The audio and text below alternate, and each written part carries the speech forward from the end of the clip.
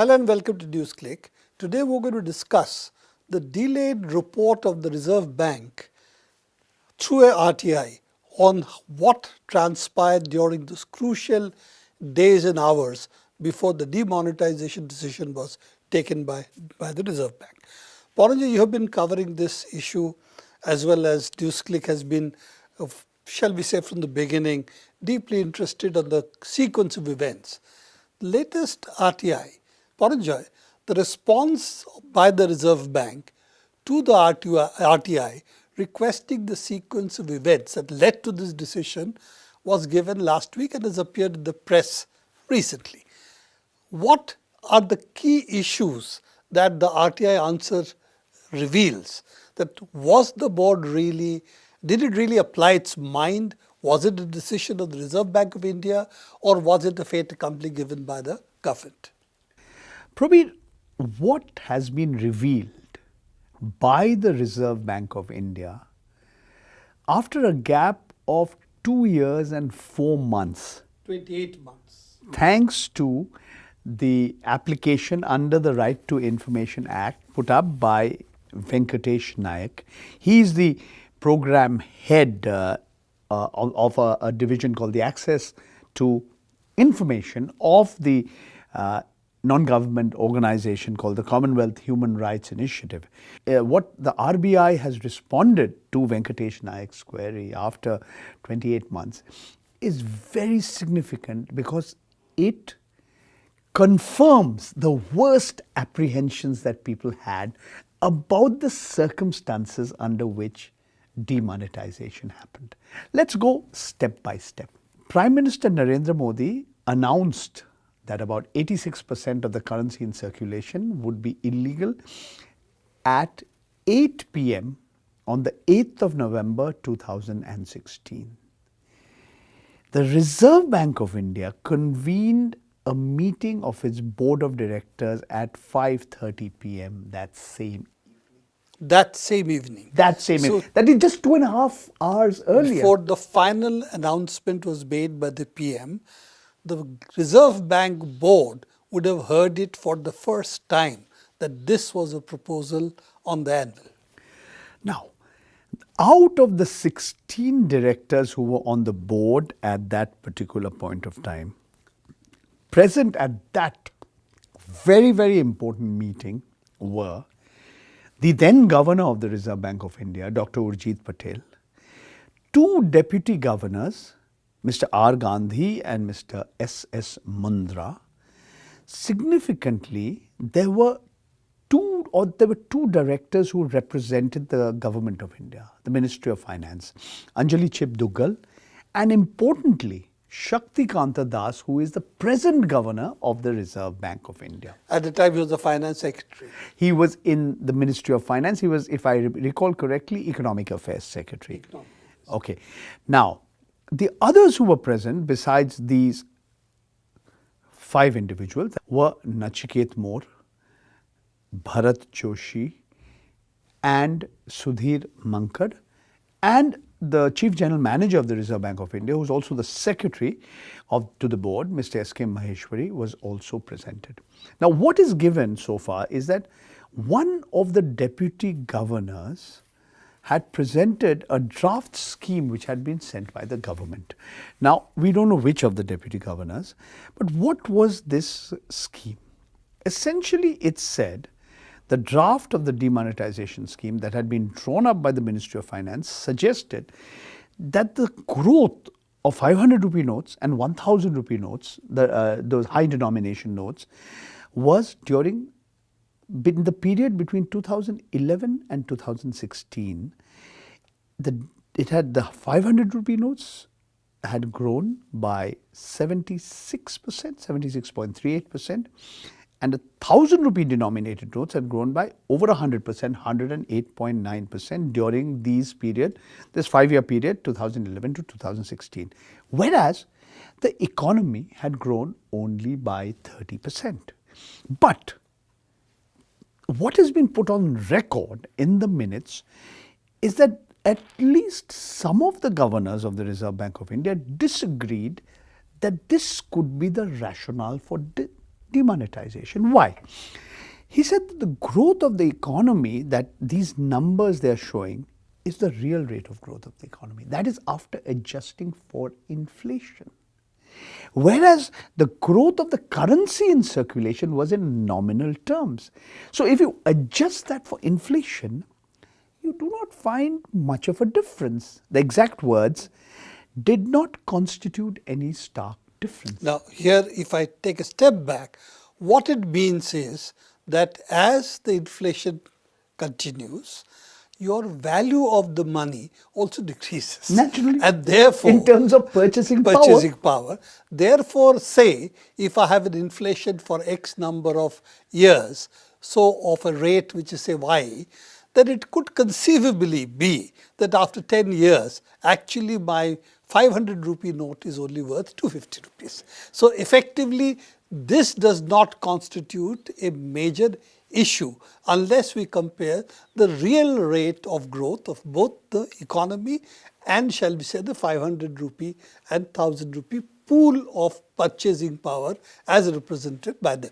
This is in fact the argument being given by the other governments. So just because you say that 500 rupee notes and 1000 rupee notes, in that five-year period between 2011 and 2016 have grown by 76% and 108%, it means nothing, because this is nominal terms. Once you deflate these figures by inflation, you find that in this 5 period, if the real rate of growth of your economy has been around 30%, there's not much of a difference. Second point, and let me take a few steps back. Now, some of these findings in the minutes of the Reserve Bank of India of the meeting that took place on the 8th of November 2016 at 5:30 p.m. were already published in November 2018 in the Indian Express. But there were newspaper reports which had not been denied. The gist of what is out in the public domain had been published. Interestingly, because Venkatesh Naik persisted with the RBI, eventually the CIC, the Central Information Commissioner, served a show cause notice to the Reserve Bank of India in February 2018, saying, how can you deny this kind of information? If you cannot deny it to Parliament, how can you deny it, or a state legislature, how can you deny it to a citizen? That was the argument. This is Section 8(1)(a) of the Right to Information Act. Now, interestingly, let me ask you again on that question.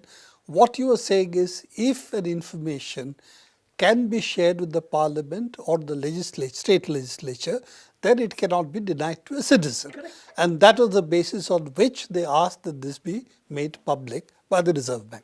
Because reports had appeared that the Reserve Bank of India had made available this information to a parliamentary committee. Okay, so that's where it comes. That's where it comes from. But what was in that, we didn't know. We only had the leak which had been published in the Indian Express.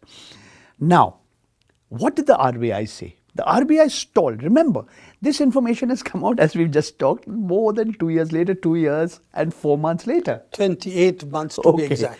They said that there are certain minutes of meetings of the Reserve Bank of India, like the meeting of the Monetary Policy Committee, that legally, statutorily has to be made public.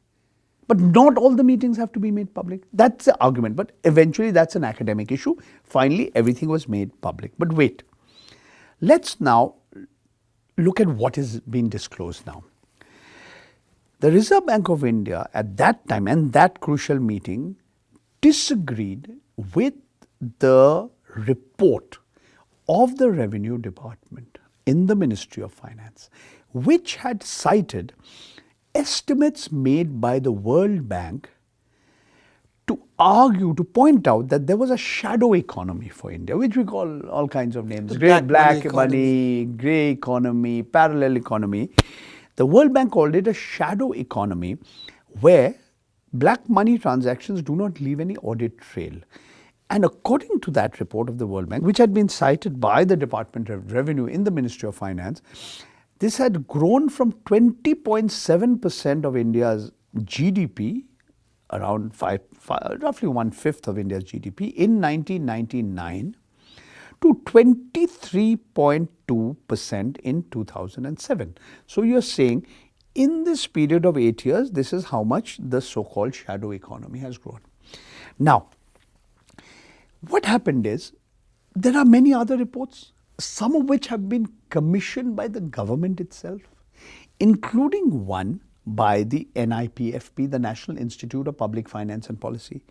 Now, they were also given the task of trying to estimate the black money in this country, and none of those were quoted, remember that. Now, and this is the real significance, because this has been what has been criticized. I mean, right from the day that demonetization, the most disruptive decision The Modi government took, was that, and this the RBI director saying, we don't know which director, but it's recorded in the minutes that at least some of the directors said that most of the black money is not held in the form of cash. It is in the form of real estate assets, it could be gold, it could be all kinds of things, but not cash. Therefore, demonetization would not affect the stock of black money. At best, it would impair for a certain period the flow of transactions of black money, like it would impair the flow of all transactions. And in fact, they said, the directors, we don't know which directors, but some of the directors, I can guess which directors said it, including one person who's no more the director. Maybe I'm speculating. I would have thought that somebody like a Nachiket Moore would make such points, but I'm not sure because I don't know. It pointed out that demonetization would have a negative impact on the economy in the short run. That's exactly what everybody said.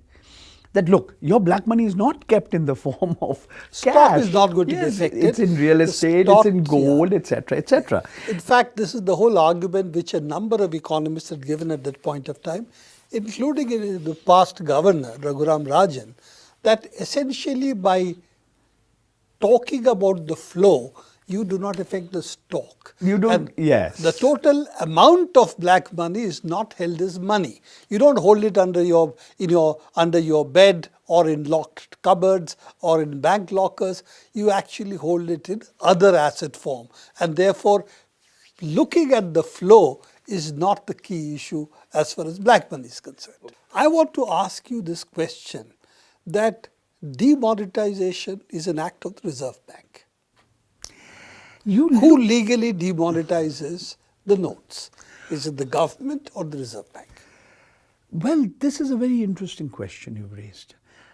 The decision was announced by the Prime Minister. So it was taken by the Reserve Bank. It was announced by the Prime Minister? But it was taken by the Reserve But the Bank, implementing authority? Hold on. It was taken by the Reserve Bank, presumably before 8 o'clock. Now, is this very close to the declaration of emergency in India, where the declaration was signed by Fakhruddin Ali Ahmed, basically. Apparently around the time he was having a bath or something like that. Something like that. And he signed it, but already all the machinery had been put in place and it just needed a formal signature, like in this case, the formal meeting of the Board of Governors. But everything had been put in place and the Prime Minister really took the decision. Let's put it very bluntly, this was really rubber stamped by the board. There's only one person who can tell you the full story. I don't know if he'll talk, when he'll talk, whether it'll be in his memoirs or not. He's the former governor of the Reserve Bank of India. I guess only he knows, and I suppose Mr. Modi also knows. I do not know who will talk, if either of them will talk, as to what exactly were the discussions or the verbal discussions. But what you are suggesting, and I don't disagree at all with what you are suggesting, Prabir, this was possibly the beginning of the undermining of the institution of the Reserve Bank of India, the country's central bank, its apex monetary authority. And we can speculate as to why Dr. Urjit Patel put in his papers. What were the circumstances? I mean, we know Dr. Raghuram Rajan has said, okay, he wanted to go back to Chicago to get back to academics. We don't know why Dr. Urjit Patel decided to quit. All we know is that it happened just literally hours before the elections, the assembly election results in states like Rajasthan, Madhya Pradesh, Chhattisgarh was announced. This is the It's story. interesting, before the election campaign started, But before the before- election results were known.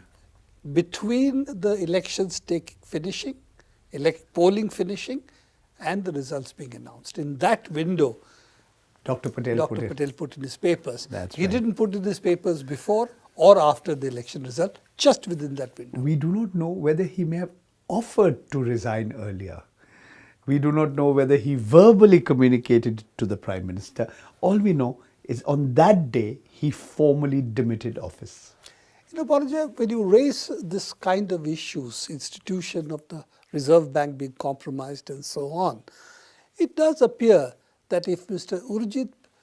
Urjit Patel did go along with the Modi government on the demonetization issue, at some point, either due to personal reasons, he didn't want to continue, or the course that the Reserve Bank was taking on the pressure that was being put on him was finally something he didn't want to continue with. Of course, it's all speculation. We don't know. But- unless, as you say, he writes his memoirs. But what, I mean, a bland reading, a sort of a reading, we don't know what transpired verbally between the Governor of the Reserve Bank of India and the Prime Minister of India, or other officers or other ministers in the Council of Ministers, or other top officials of the RBI. But it seems, prima facie, that the Prime Minister went ahead with his decision to demonetize even before receiving a formal, official stamp of approval from the Reserve Bank of India. I mean, that's what it appears from the data, or from the information that has just been disclosed. And we have no information whether the cabinet was a party to the decision or not. We know the cabinet was closeted there, and they were told, and there was a recorded message from the Prime Minister which was put out almost as soon as, I mean, the whole thing had to be done in secrecy, you understand. That was the reason given why even the Council of Ministers were closeted in Racecourse Road. Thank you very much, Poranja, for being with us. I think this is again one of the stories is not going to go away as the elections draw near. Demonetization certainly is going to be on the agenda. This is all the time we have for news. I need to change this. Thank you very much for watching NewsClick. Do keep watching our other episodes as well.